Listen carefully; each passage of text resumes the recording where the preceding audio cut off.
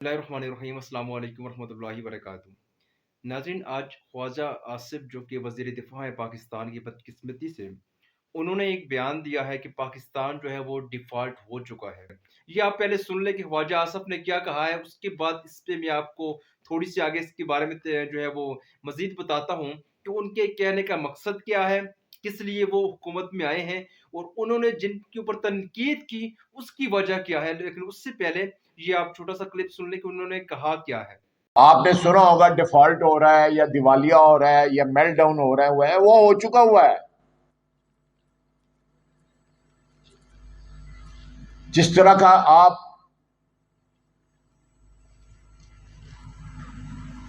Social media پہ مختلف اوقات میں نظر آتی ہیں باتیں، آپ نے دیکھا ہوگا، میں نے چند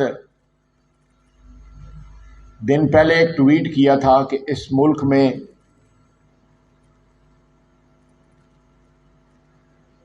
حکومت کی زمین پہ 1400-1500 کنال کے اوپر جو ہے گولف کلب بنے ہوئے ہیں، جن میں اس ملک کی اشرافیہ جو ہے وہ اپنی شام بسر کرتی ہے، کھانا کھاتے ہیں، گپیں مارتے ہیں، پاکستان کی سیاست کے اوپر ڈسکس کرتے ہیں۔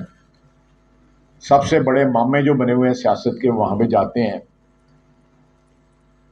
اس ملک نے جن سب سے زیادہ جو فائدے اٹھائے ہیں وہ طبقات جو ہیں ان کلبوں میں جاتے ہیں۔ اگر آپ اس میں 2 کلب بھی بیچ دینا تو آپ کا کم از کم چوتھے حصہ جو ہے نا، آپ کا قرضہ جو ہے اتر سکتا ہے۔ ایک کلب ہے جو لاہور میں 1500 کنال پہ ہے، 1500 کنال پہ، اس کا 5000 روپیہ کرایہ ہے مہینے کا، اور یہاں پہ غریبوں کی جھگیاں جو ہیں، غریبوں کی بستیاں جو ہیں، اس پہ بلڈوزر چلائے جاتے ہیں تاکہ ان کے اوپر جو ہے ریئل اسٹیٹ مافیا جو ہے اپنے پیسے بنا سکے۔ یہ آپ نے جو ہے وہ سن لیا کہ خواجہ آصف جو ہے انہوں نے کیا کہا ہے کہ پاکستان جو ہے وہ ڈیفالٹ ہو چکا ہے۔ اب آپ یہی کلپ سن لیں کہ جس میں جب پاکستان میں امپورٹڈ حکومت کو لایا گیا، جب ایک جو ہے وہ جمہوری حکومت کا تختہ الٹا گیا، اس کے بعد امریکہ سے امپورٹڈ حکومت جو ہے وہ ہمارے اوپر مسلط کی گئی، اس وقت کچھ بڑوں نے جو ہے وہ پریس کانفرنس کی تھی۔ اس میں انہوں نے کیا کہا پاکستان کے بارے میں، پاکستان کی معیشت کے بارے میں، جو کہ آج بری طرح سے تباہ و برباد ہو چکی ہے۔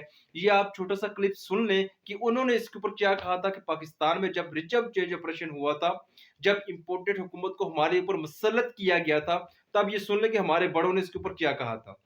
میرے خیال میں جس دن نئی گورنمنٹ نے سویئر ان کیا، اس دن اسٹاک ایکسچینج بھی آپ کی اوپر گئی، آپ کا ڈالر کا ریٹ بھی نیچے آیا، تو in a way it is an indicator کہ some kind of stability is return.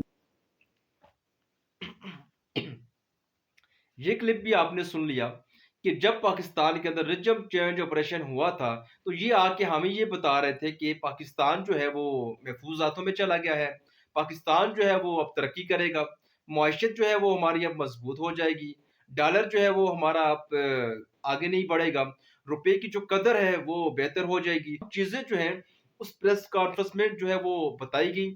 اس کے بعد جو 10 مہینوں میں پاکستان کا جو حال ہوا ہے، سب کے سامنے کھلی کتاب اس وقت پڑی ہوئی ہے کہ پاکستان ان 10 مہینوں میں کیا حال ہوا ہے۔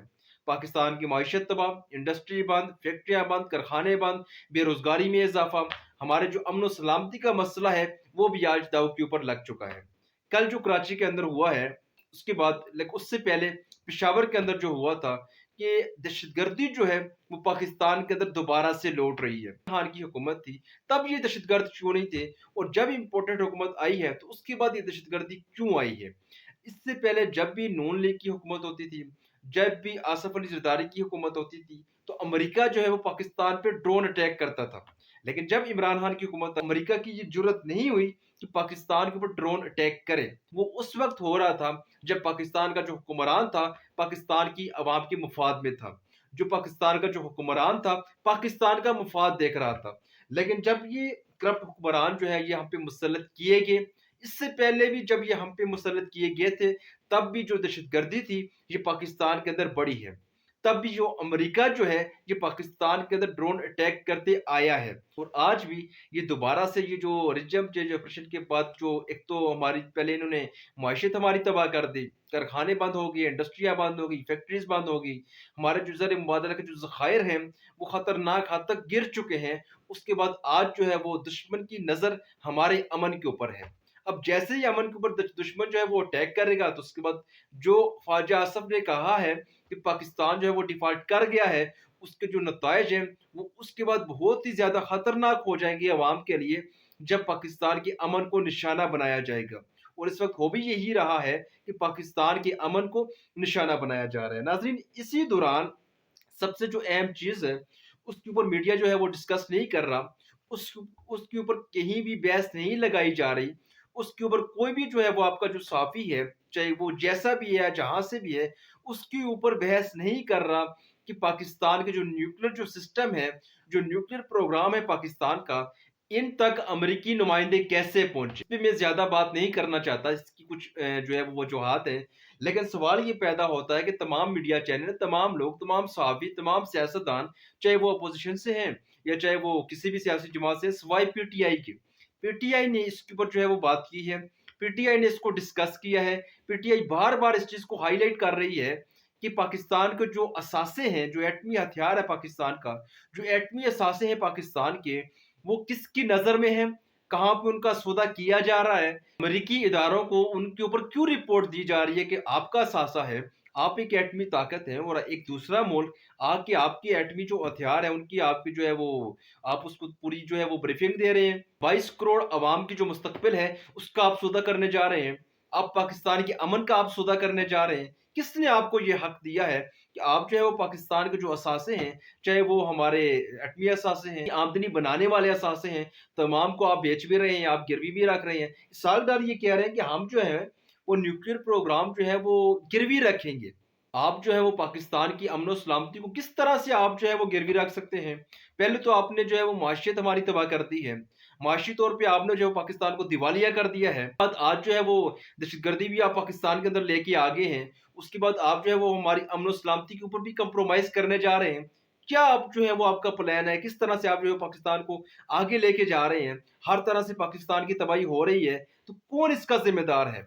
अमेरिका इसका ज़िम्मेदार तो है, लेकिन यहाँ पे पाकिस्तान के अंदर ये सब कुछ जब हुआ है, तो इसका ज़िम्मेदार कौन है कि पाकिस्तान को हर तरह से माशी तौर पे पहले तबाह किया गया, अब पाकिस्तान के जो अमन है, इसके ऊपर दुश्मन की नज़र। ये जितना भी जो कुछ हो रहा है पाकिस्तान के अंदर, हर तरह से जो पाकिस्तान की तबाही हुई है, इसकी जो ज़िम्मेदार है, ये अमेरिका है। और आज अमेरिका इस तरह से बयान दे रहा है कि हम जो है वो पाकिस्तान की अवाम के साथ हैं, तो खुदा के लिए आप हमारी जान छोड़ें, आप पाकिस्तान की जान छोड़ें।